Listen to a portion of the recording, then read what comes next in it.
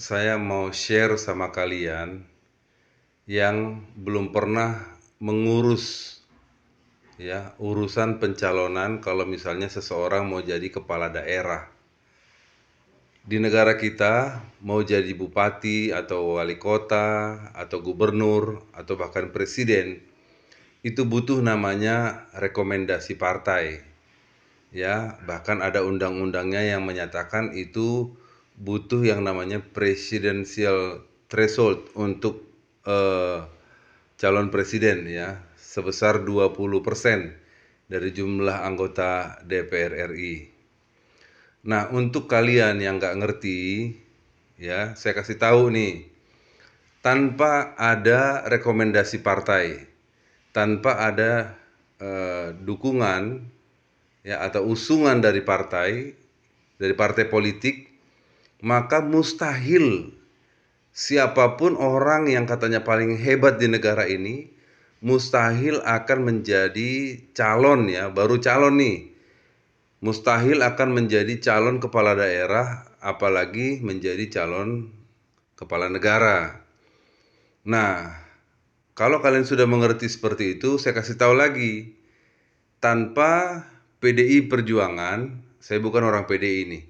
Tanpa PDI Perjuangan yang punya ya kuota itu, maka Pak Jokowi itu tidak akan bisa menjadi wali kota, menjadi gubernur, menjadi presiden, seperti itu.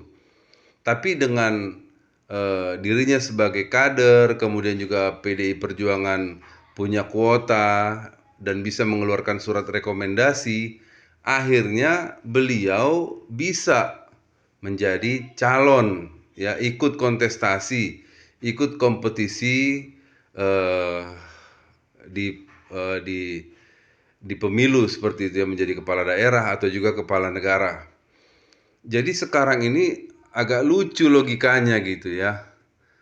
Yang dulu pihak kubu sebelah, di mana mereka yang bilang Jokowi itu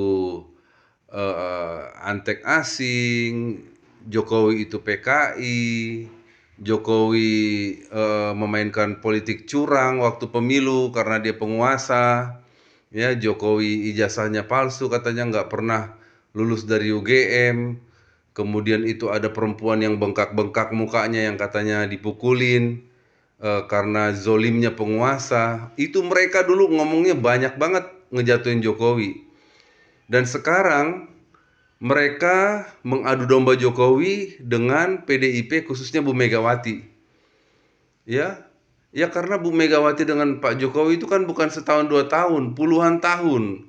Artinya dari Pak Jokowi orang biasa sampai Pak Jokowi sekarang luar biasa. Yang dulunya Pak Jokowi nggak dilirik sama kalian, satupun kalian nggak ada yang belain dia waktu belum jadi apa-apa. Ya, sekarang setelah dia jadi presiden kalian seperti menjadi pembelanya luar biasa, pembela mendadak gitu ya. Janganlah ikut-ikutan mengadu domba antara ibu dan anak, ya, antara senior dengan junior yang jauh sekali. Oke, itu merupakan dinamika dalam kehidupan berpolitik. Kalian juga akan seperti itu. Suatu saat kalian ada senior, kalian suksesi, kalian regenerasi, orang-orang di bawah kalian, kalian ajari, kalian latih, kalian fasilitasi, kalian dukung. Lalu setelah mereka jadi ngelunjak, nah itu rasain sendiri. Dan hal itu adalah hal yang lumrah terjadi dan itu sudah terjadi di mana-mana ya nggak apa-apa. Tapi ya jangan jadi kacang lupa kulitnya gitu loh.